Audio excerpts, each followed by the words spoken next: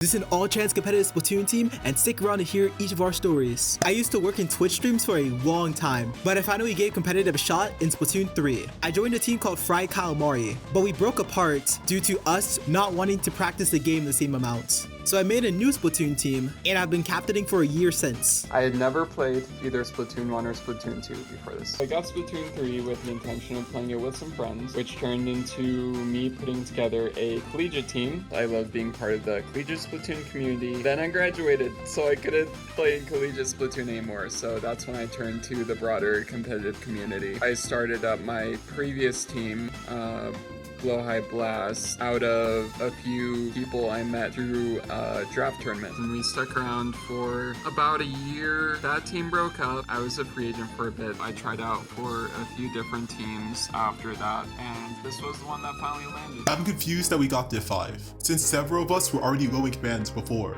I wasn't too surprised about us getting Div 5. I kinda expected it a little bit, only because we were either going to be a Div 5 or maybe possibly 4. I think there's still things that we can improve as a team, and that's what we're here for. I hope we can at least get some better results here. We'll definitely have to keep improving every day. I think Ludi is definitely very, very important. For me as a player, we can make it to the playoffs. I'm definitely really looking forward to the teams that are in our group, and hopefully we can really pull it off, and maybe we can just beat the whole entire teams in our group. Because the two people who were the two other players who you considered were eligible for the Slayer spot left. So at the time I was just kind of the third string pick for the spot. And that's not to discount how I felt about myself as a player, because obviously be considered, I knew that I had a lot of positive qualities going for me as a player, but I understood that there were lots of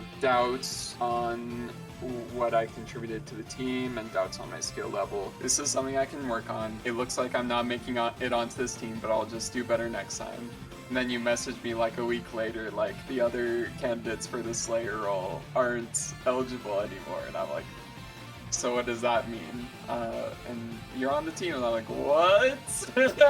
Pretty fortunate that I stuck with it and I didn't just give up on the opportunity I was given. This is a team that I'm pretty excited about going into this next season. It was kind of a little bit of a mix. I've told the captain about my flexibility. I was a midline, and then I went back to being a support, which is okay. I can really play in that role, is only because I want to help around with map control, the paint, and just helping as best as I can as a support, whatever the team needs. The blasters as a whole doesn't a big impact. Seeing that working out with brush and other weapons, it's really impacting the comp that we have till today, especially with B Blaster, with Flash, Octobrush, and Ken, and it's working out, and I love that.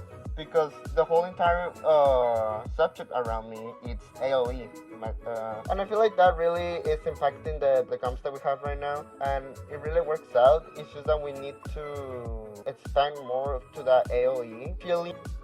And we can get more comps around it, especially with Dread and B-Blaster being a thing in my pool. We are super excited to see how we're going to do in Luti, which is a fan-made Splatoon league. Through the month of March, we have 5 sets to play, and I'm excited to see how we do in each of them. Make sure to tune into the streams we do to support our journey, as well as check out the shorts on this channel to see what my gameplay is like. Thank you.